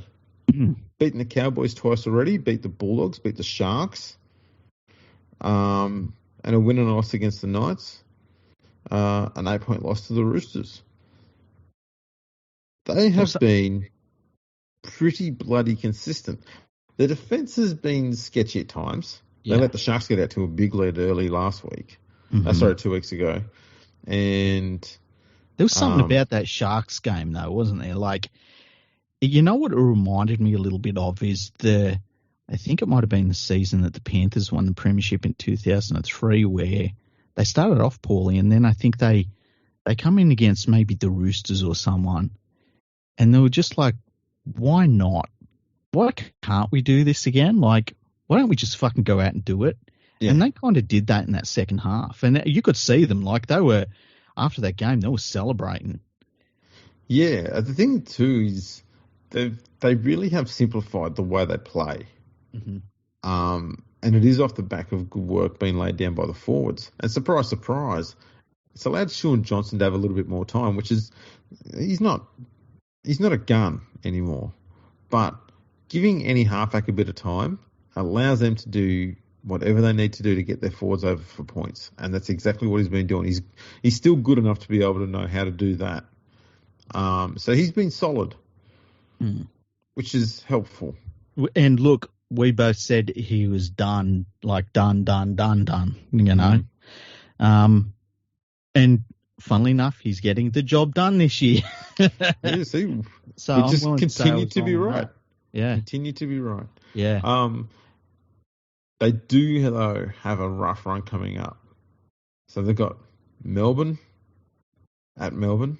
Then they've got the Roosters. Then they've got Penrith. Then they've got the Bulldogs. Then a bye. Then they've got the Broncos. It's about to get tough. and those teams, for the most part, have got either freaks in attack or insanely powerful guys up the front. And those are two big challenges for the Warriors that they haven't really dealt with a great deal of thus far this season. So it'll be interesting to see how they handle that and whether they come back to the field a little bit. Yeah. At the same time, though, now a lot of those teams will be looking at the Warriors and saying, yeah, we've got to be up for this one. Otherwise, we're going to get embarrassed. So it's such a good season. It is. At number 2, we've got Penrith. And look, the one thing I'm going to point out here is that every team in the competition has conceded at least 114 points so far already. Penrith have conceded 79. Yeah, and it's... that's a whack.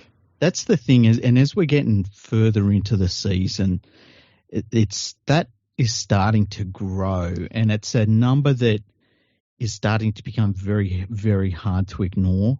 I think the other thing is that you look at that game that they've just won against the Newcastle Knights in Golden Point. They played terribly. That's the worst I've seen Penrith play in a long time. And yet you always felt like if they just get it together for a bit, they'll sort it. And that's kind of what happened. And I've always liked when Penrith get tested like that because they're still it's weird to say it, they're still a pretty young team. That they get something out of games like that where, when you can go through a game where you're playing like crap and the opposition comes out and they're breathing fire like the Knights were, and you still can eke out the win at the end and be like, well, we played like pretty poorly, but we still got the Golden Point win on to next week. Yeah. There's something you get out of that. And, but yeah, the defensive number is the thing that has got me. For all of their problems that they have with their attack, I think that their depth is fine. We've seen that. They need a first-grade hooker. That's a big, big problem for them. But outside of that defensive number, it's so hard to ignore because no one's doing anything like that. That's right. And next week, possible grand final preview because they play South. Oh, really? That is going to be that's on Thursday night too. Don't have to wait too long for that one. It'll be a cracking game. That you can watch that game and go, well, I've seen as much perfection as I'm going to see in rugby league this week. I don't need to watch the other 7 games.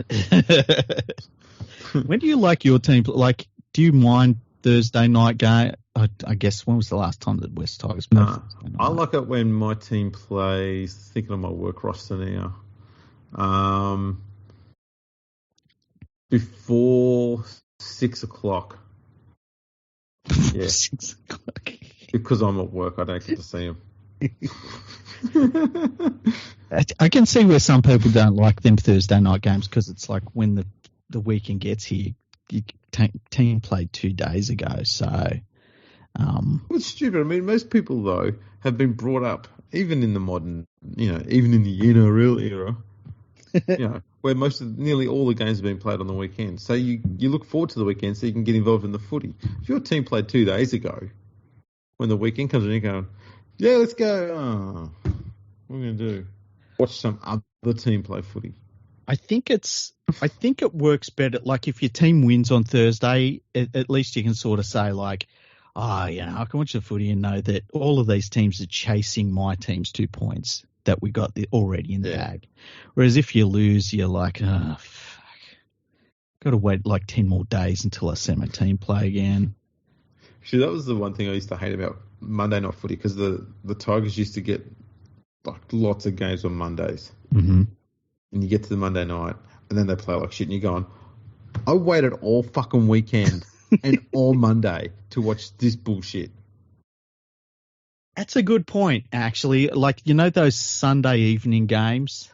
Yeah. I don't think Penrith have had too many of them just off the top of my head because it'd be a long time to wait to watch your team and watch everyone else play and then, Sunday night. I feel like that's a Bulldogs slot for some reason. It does feel like it. How's about we just play every game at 5 p.m. on Saturday? Yeah. I'm fine with that. Yeah. We shouldn't be playing on Sundays either because that's the Lord's Day. That's right. Is the Lord just happened to be playing, lock forward for the Dragons? If you ask a journalist. And finally, we've got the Broncos at the top of the ladder. Who would have seen that coming? They look awesome, hey? They do. Reece Walsh has been killing it. Yeah, he looks good. His passing game this year too. He's so much improved, and it wasn't bad to start with. Yeah. There was one tonight where the try was disallowed because his winger went into touch, but he threw a cutout ball, even though he could see the defender had come up out of line and was about to completely fucking crush him, and he still got that pass out and put it on a dime. I went, that is some skill. Yeah, I remember coming into the season, I was worried because it's a lot of pressure, that fullback spot for the Broncos, and they're the kings up there. All the media all week is about Broncos. And I don't know, I just felt like there was the possibility that it could all just not quite work out for him, which we've seen it happen so many times for dudes in the same position. And thankfully, none of those worries have come into it. He's been fantastic from game one. The Broncos forwards have been great. Their outside backs have been great. I've really enjoyed watching them play this year. Adam Reynolds has been just steering them around. I love that Kevin Walters, for all those fucking idiots that were fucking idiots just a few weeks ago saying his job was on the line, hey? What the hell? For what he's done a miracle at that club. Yeah. Look at where they come from and how quickly they got to the top of the ladder. Yeah. Yeah. I've got another hot take for you. Go on. It's the last one, I promise. Okay. Anyway. Ever? Not ever. Because I know you love him so much. Reece Walsh, better than Kalen Ponga. Oh, 100%. That's not a hot take. Oh, I think he is. I think a lot of people have got this. They've still got massive hard-ons for Ponga. I think Ponga is average, run-of-the-mill. Yeah, you rate him less than I do. Yeah. I just think, I don't know. I don't think he's modified his game anywhere near enough to be getting all of the praise that he gets. Mm-hmm. He's made subtle changes. Mm-hmm. That's it. The thing that got me is when they made a big song and dance that he was going to Canada about his concussions. And it's like, his brain's still going to be the same thing in Canada. I like Kalen Ponga. I think he's had poor coaching. That much is abundantly clear. Yeah, and I think he's been in a bits and pieces team, and that's really hurt him because we've seen him perform at Origin and been just thrown in there, just go out and play football, almost like a Peachy, where you can say he's that skillful that you can say just go out, play footy, don't worry about your position, and they'll get something happening. But it's been a while since Ponga has put together a game like that now, and between that and his concussions and just the fact he's not there out in the field, I tend to like footy players that are playing footy all the time. Yeah, I'm a bit the same. Yeah, it's weird like that. I reckon he'd go really well if he was playing 5'8" alongside DCE. Yeah, that would be interesting. So take all that pressure off him and just let him run. That would be amazing to see. But no, the Broncos. The thing also about Reece Walsh that's been really great is he's been hanging around Payne Haas. Mm-hmm. And the Broncos are starting to use Haas a little bit the same way this year that the Panthers were using Kickout last year. Mm-hmm. And I know that they're different in the sense that Haas is a prop, so he's going to be predominantly in the middle. And Kickout was always an edge forward. But every now and then you'd put Kickout just a little bit wider. or you'd make him run a little bit straighter back in the middle. You take him out of that normal zone, that normal corridor he'd be in, and make him run outside it. And they're doing that with Payne Haas now, but they're not making him do the whole let's run sideways like David Fafita does. Let's just make him run the same straight line, but just start it a little bit wider. Mm-hmm. And you see him, he's a little bit wider of the ruck now. And every time he gets into a tackle and he's able to get his nose through the line and get an arm free, he's looking around for Walsh because he knows he's around somewhere. And Walsh is just getting this habit of knowing which side of him to be on so that he can get seen and get an offload to him. Yeah, I mean, what a combo that'll be. Like, and it's just started. Yeah, it's just started. What's it going to be in 5 years' time if they're still on the same team? It's going to be amazing. Pat Carrigan as well. Like, this dude that just comes out of being a junior and he basically is just straight away an Origin, super dependable leader on the field. Like, he ticks so many boxes, hard worker, trying to improve his game. It's very, very lucky to have a player like him at the club. And I think they know that too, which is cool. There's a lot to like about this Broncos team. And as I said, Kevin Walters, you and me were both really worried when he got that job, worried that he was just going into first of all, he was going into basically the worst situation you could want to start an NRL coaching career, top grade career anyway, as the head coach. Took over one of the worst defensive teams of all time. Went through a lot of losses just trying to drag those terrible, coaching, the coaching shit that was put into them by Seabold. Yeah. And went through a lot of pressure and stuff, and now he's coming out the other side of that, and I just am so happy for him. Like, it's amazing. It's amazing to see him happy, to see these Broncos players happy. It's great. It is. The Broncos have become a team that I really like watching too now. I don't just go around liking teams because they score a lot of points or they've got freakish attack. I like watching teams because they've got a good combination of that and defense. Because it means that all of their players are all working together and producing that result. I think at the moment we've got Penrith, obviously Broncos and South. Yeah, are the three strongest informed teams. Yeah, and I think you could see the Storm pulling something out, but it'd have to be the Storm on their best day, which has been different to what we've seen with the Storm in the past, where it's like even on their worst day, they can still find a way to beat you. I don't think they're that team at the moment. But maybe on their best day, they could knock off one of those teams. I think that if I had to pick a difference with all of these teams at the moment, it really is that defensive number for the Panthers. It just stands out so much in a very, very, very close season.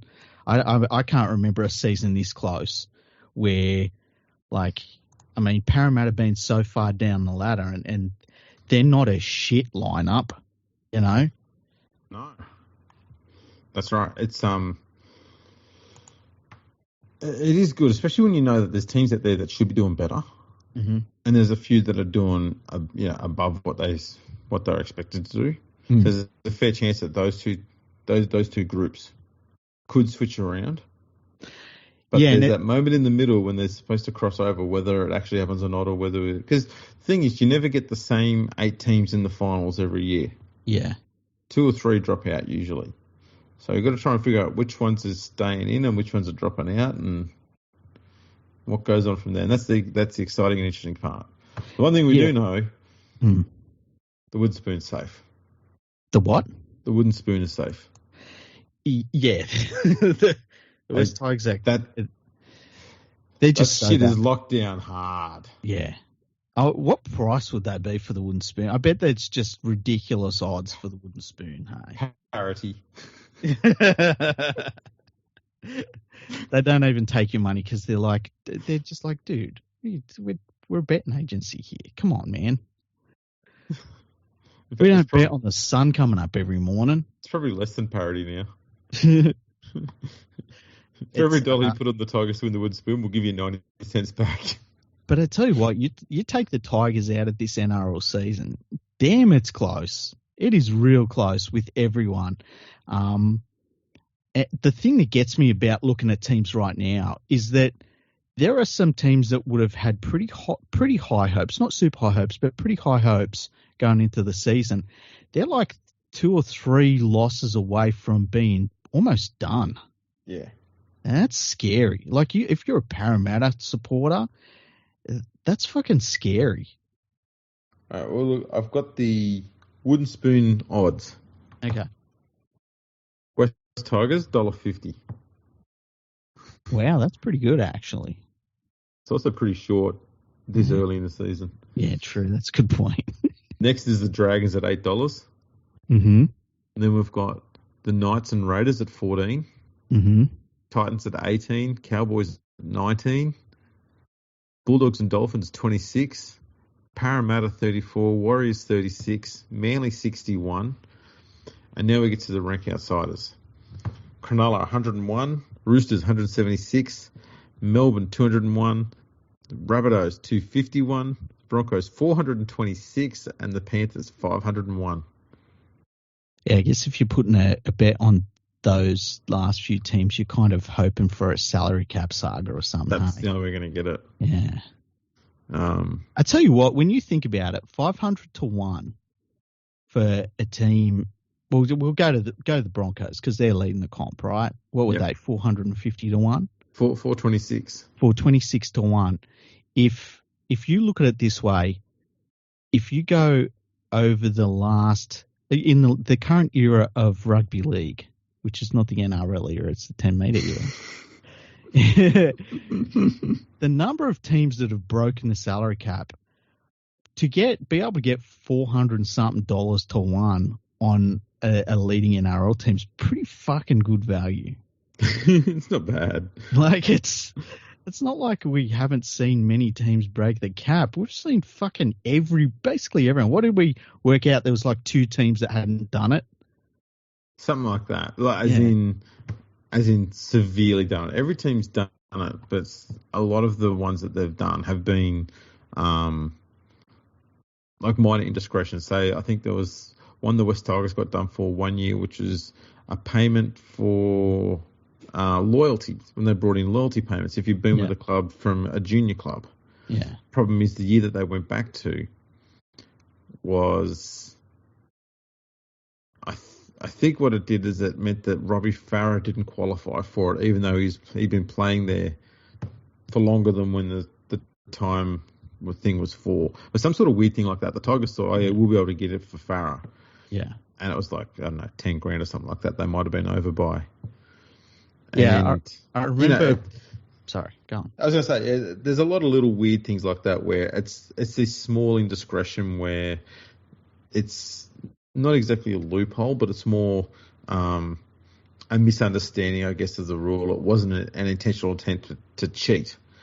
And, a lot of them are actually less than 10 grand that they might have gone over by. It could be payments that they've made to reserve grade players to come and jump up a grade, and they're getting match payments because of injury issues and stuff like that. Or they've got, like, say, a player that's out for the season and they bring up a young dude from reserve grade and he absolutely kills it for whatever reason, triggers off something in his contract where all of a sudden they've got to pay him 100 grand more than they were expecting, That's right. You get other players in there who are on a contract, but they also get bonuses for playing a set number of games every year. Mm. And so there's little things like that which can make it go over by small amounts. And so it's not really seen as being an attempt to legitimately cheat. I'm pretty sure we factored that in. I feel as though maybe it was the Gold Coast and Penrith. It was someone weird in Penrith. Yeah, I can't remember. It was one of our first episodes. Really? I think so, yeah. We did the thing on the salary cap. Far out. Issue of the salary cap. I think so. I could be wrong. I know we've done an episode on it, though. Yeah. Because I was shocked that it was so, like, basically everyone had done it. It's been going on for quite a while. Because you see a lot of fans from clubs being like, "Oh, fucking over the salary cap." It's like everyone's done it. Stop that. Yeah. Yeah, it's not something you can hold against the club anymore. Mm. Only the really bad stuff. Yeah, now that they're spending $12 million for your top 30, like how much over the cap would you have to be before it would go to a level of outrage where it's like, you fuckheads. Yeah. Like say you're spending $13 million on the cap. That's a whack, but it's 13 million compared to 12. I feel as though you'd have to be spending 15 million, something like that. Yeah, it'd be something pretty nasty. Yeah, and I feel as though that would stand the fuck out in your books, even if you've got a second set of books. Like someone would say, "Hang on, I feel like there's $5 million that's missing here somewhere. You spent $5 million on shampooing the rugs every month. What?" How many rugs have you got? Just the one. How much shampoo have you got? Just the 3 million bottles. See, the thing that the Panthers did right, okay, so, and this is the difference between the top clubs and the bottom of the table clubs. So in the game against the Newcastle Knights, there was a very crucial penalty when Luai got grabbed by his hair. It was a hair pull. It was a penalty. And after the game, Adam O'Brien was whinging about it was a hair pull. They gave a penalty because he grabbed him by the hair, which is a new penalty, but it is a penalty. And I said on Twitter, it's one of those weird things where it doesn't feel like it's worth a penalty, but you kind of do have to reset the game situation somehow. So Penrith, this is the big secret of Penrith's success. They grow their hair long, okay? So you can't grab them by the hair. What does the worst team in the club do?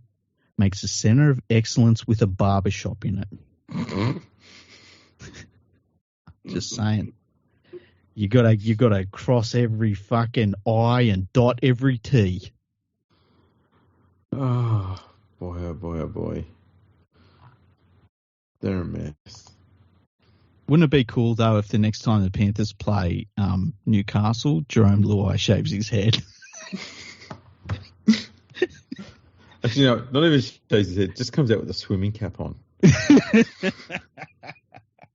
That would be great. That would be fucking great. Oh.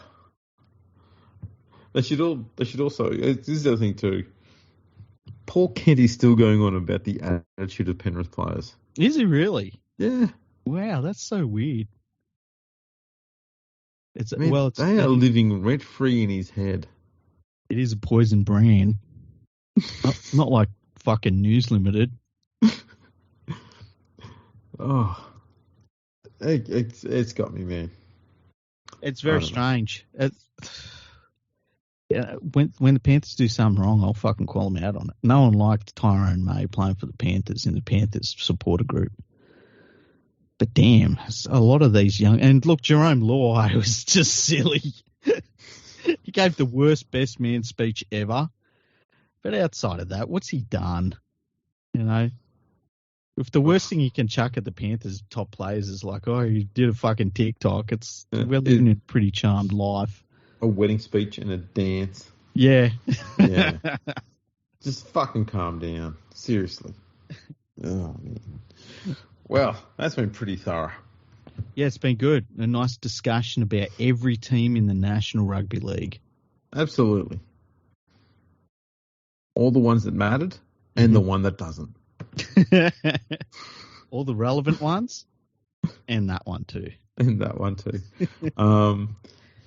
Thanks for tuning in, everyone. Make sure you check us out on the socials. We're on Facebook, LinkedIn, YouTube. Check us out on there. Like us, subscribe us, share us around. That'd be sweet. Make sure you leave us a comment. I mean, God, no one does that anymore. Do we not have keyboards anymore? These people, these fucking people that listen to us, they won't even leave a comment. I shouldn't say that because then they'll go on and leave really terrible comments. Leave a comment that's like really nice. Yeah. All the comments we're going to get now is, why won't you do any more West Tigers stuff? Imagine that. Oh, shit. Not enough West Tigers talk. Tuned in for the Tigers hate, and there was none there. Sorry, guys. We're just showing that we can evolve and do more than just shitting on the Tigers. Yeah.